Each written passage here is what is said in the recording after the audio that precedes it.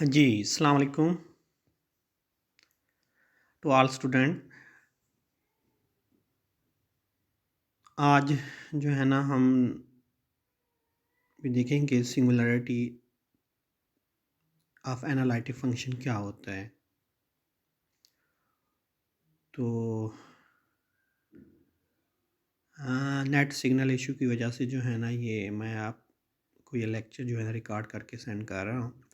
अगर किसी को भी मसला हो तो मुझसे जो है ना वो डिस्कस कर सकते हैं। ओके हो गया। तो इसमें आप देखें कि सिंगुलैरिटी ऑफ एनालिटिक फंक्शन क्या होता है। सबसे पहले तो हमें जो है ना इनकी डेफिनेशन आनी चाहिए। सिंगुलैरिटी होती क्या है, तो मैथमेटिकल फॉर्म में तो पढ़ लिया था, तो अब इसको मज़ीद जो है ना हम डेफिनेशन में एक्सप्लेन करने जा रहे हैं। तो इसको देखें, ए point z0 is said to be singular point of analytic functions. If f of z is not analytic, अगर वो f of z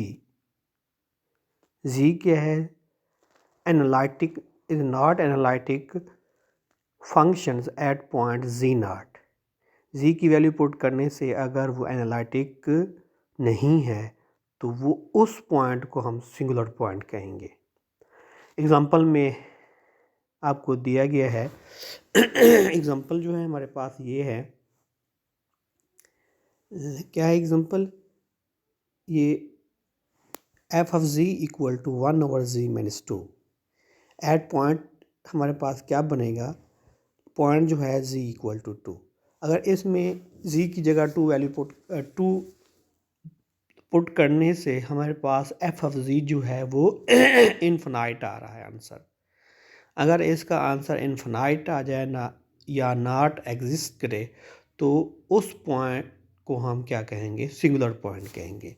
तो वो जो होगा उस पॉइंट पर एनालिटिक फंक्शन नहीं होगा।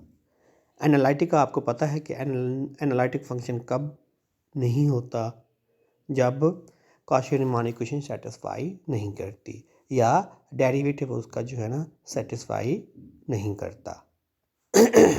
ओके हो गया। तो z equal to 2 is singular point. अब नेक्स्ट हम क्या देखेंगे कि टाइप्स ऑफ सिंगुलैरिटी क्या होती है। इसकी 4 टाइप्स हैं हमारे पास। पहली टाइप जो है isolated singularity, removable singularity, essential singularity and pole. Okay हो गया। अब आइसोलेटेड सिंगुलैरिटी क्या होती है। आइसोलेटेड सिंगुलैरिटी नाम से ज़ाहिर है, आइसोलेट का क्या माना होता है, अकेला कर लेना, अपने आप को अकेला कर लेना। जैसे आइसोलेट करते हैं, इस कोरोना में भी आइसोलेट हम करते हैं, होते हैं। तो ये जो है ना, अगर किसी को कोई इफ़ेक्ट है कोरोना से जो है ना, उसको हम आइसोलेट कर देते हैं और कहते हैं कि इसको आइसोलेट कर दो, अकेला कर दो। तो आइसोलेटेड सिंगुलैरिटी क्या होती है। आइसोलेटेड सिंगुलैरिटी की डेफिनेशन देखें, ये है, इसका फार्मूला है। तो वो वैल्यू पुट करने से, सिंगुलर पॉइंट पुट करने से आंसर जो हो आपका क्या हो,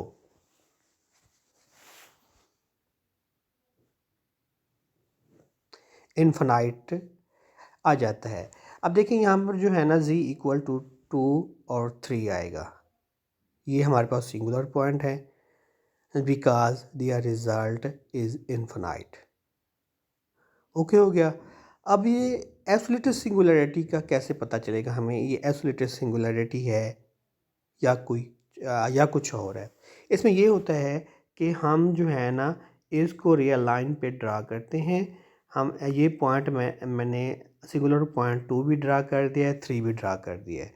अब देखिए 2 के ऊपर हमने एक सर्कल ड्रा करना है जिनका रेडियस जो वेरी वेरी स्मॉल हो। अगर radius very very small put करने से लेने से दूसरा सिंगुलर पॉइंट उसमें इंटरसेक्ट ना कर रहा हो तो उसको हम आइसोलेटेड सिंगुलैरिटी कहते हैं। तो नीचे दिया हुआ है it is isolated singularity if we take a small radius at that point and other point is not intersect, other singular point is not intersect, then जो वो आपका वो फंक्शन होगा वो आइसोलेटेड सिंगुलैरिटी होगी। ओके हो गया। आगे है रिमूवेबल सिंगुलैरिटी।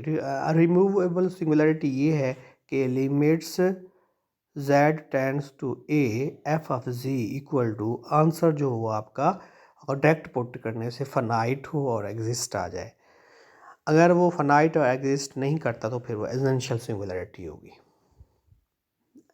ठीक है, एक है रिमूवेबल सिंगुलैरिटी और दूसरी जो है एसेंशियल सिंगुलैरिटी। तो ये आपको फार्मूला गिवन है।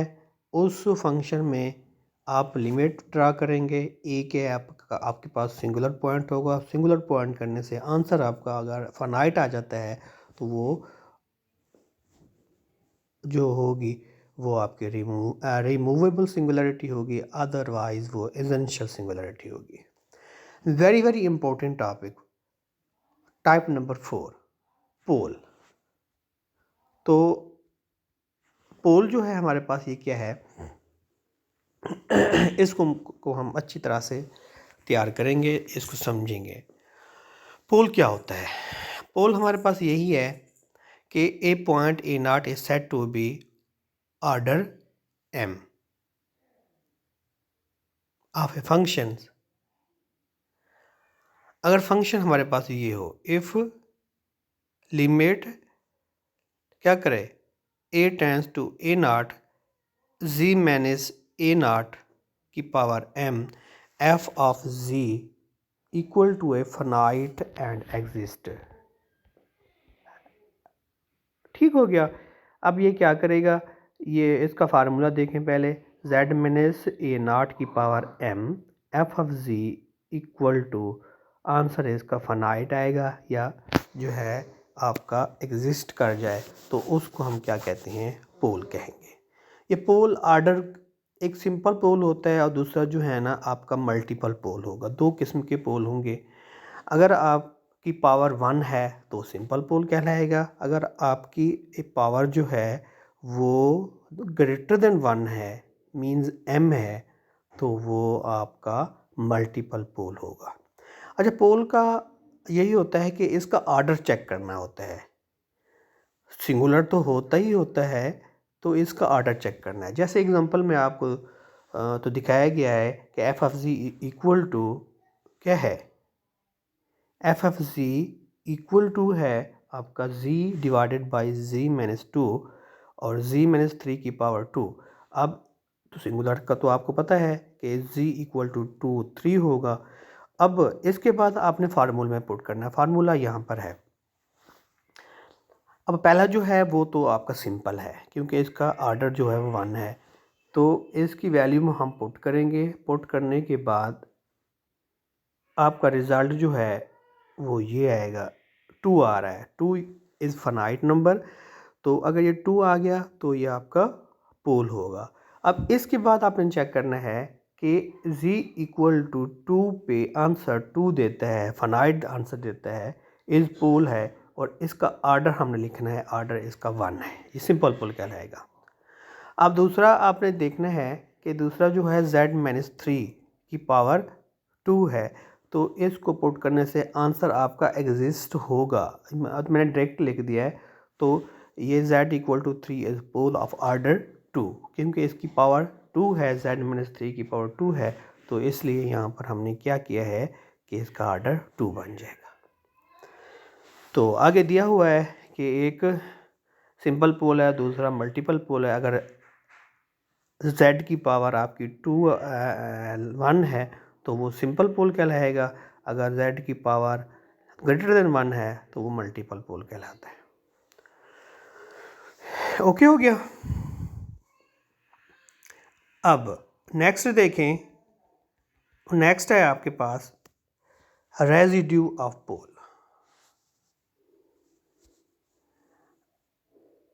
तो रेजिड्यू ऑफ पोल क्या है? रेजिड्यू ऑफ पोल बड़ा इम्पोर्टेंट है और रेजिड्यू थ्योरम भी आगे हमने करना है, तो इसको आप समझें। तो रेजिड्यू ऑफ पोल है कि let point z naught is a pole of f of z. वही पोल जो होगा एफ ऑफ जी का जो सिंगुलर पॉइंट होता है वो पोल होता है। पोल तब होगा जब वो एग्जिस्ट करेगा या आंसर फाइनाइट देगा। Then the residue of f of z, then the residue f of z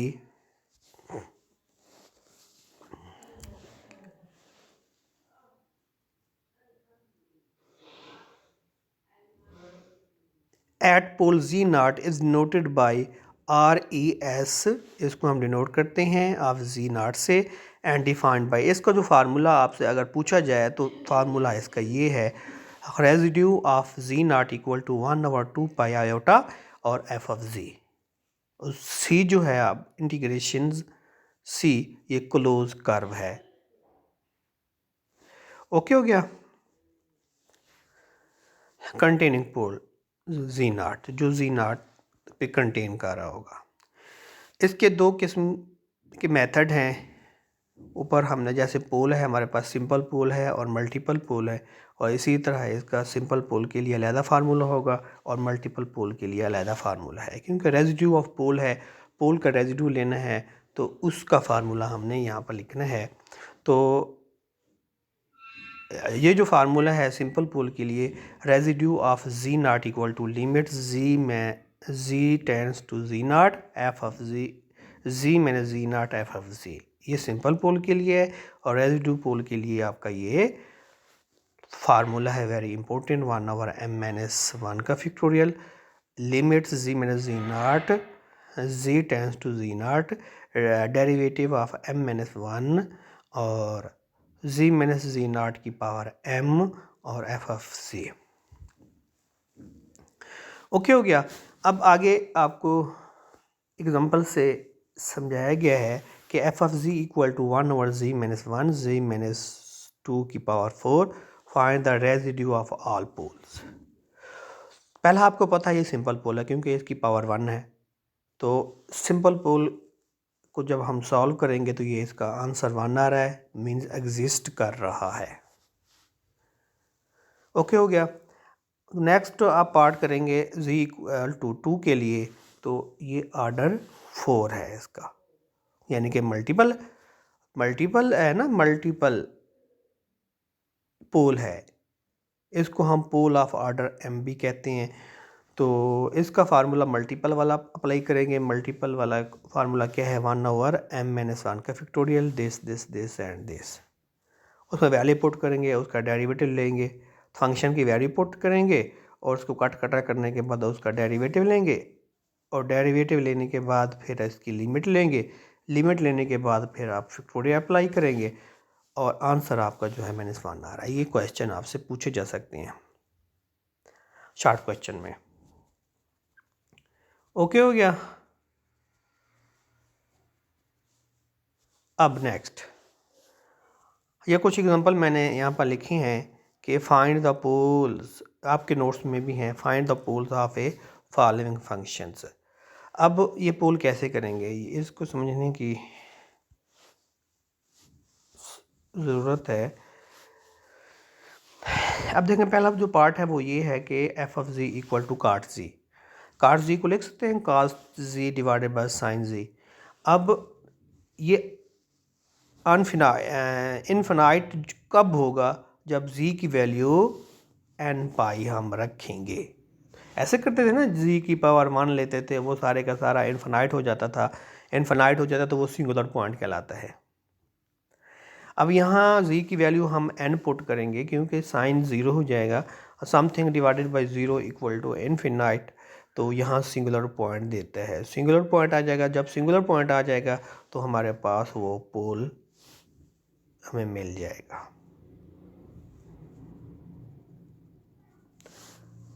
zero of sine z are this, therefore the pole of cot z at point this, कहाँ पर वो पोल देता है z equal to n पाई पे। और cosec वाला खुद कर लीजिएगा, कोसिक को भी हल किया हुआ है उसने।